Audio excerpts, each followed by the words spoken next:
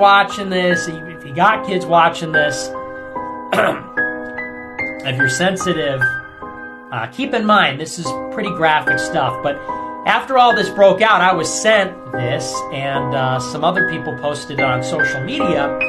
This is an expose from Vice magazine, a short excerpt from 10 years ago about the Chabad movement and the persistent problem of child rape in that community.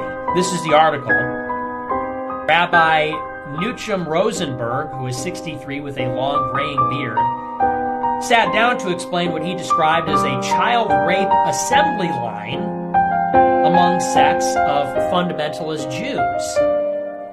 He cleared his throat. I'm going to be graphic, he said. A member of Brooklyn's Satmar Hasidim fundamentalist branch of Orthodox Judaism, Nuchim describes designs and repairs mikvahs in compliance with Torah law. The mikvah is a ritual Jewish bathhouse used for purification. Devout Jews are required to cleanse themselves in the mikvah on a variety of occasions. Women must visit following menstruation, and men have to make an appearance before high holidays such as Rosh Hashanah and Yom Kippur. Many of the devout also purify themselves before and after the act of sex and before the Sabbath.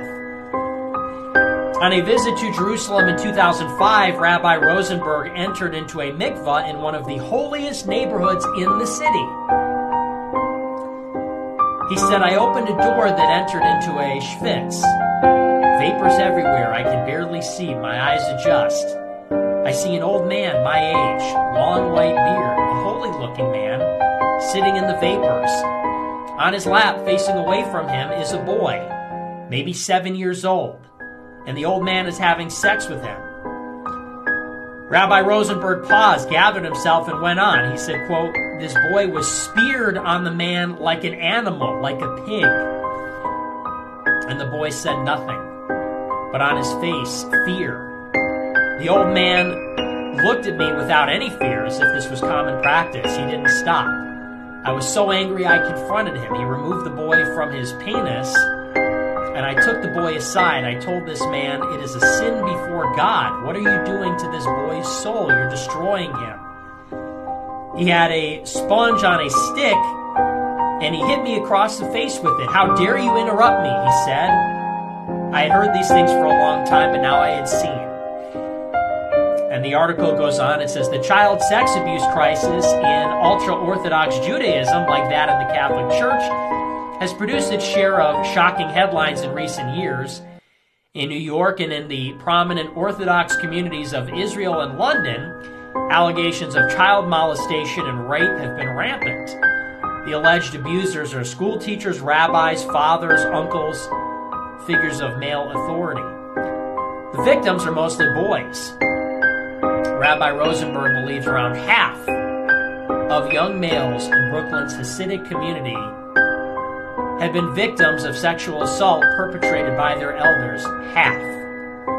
Ben Hirsch, director of Survivors for Justice, a Brooklyn organization that advocates for Orthodox sex abuse victims, thinks the real number is even higher. He says, from anecdotal evidence, we're looking at over 50%. It has almost become a rite of passage. Raping boys, by the way.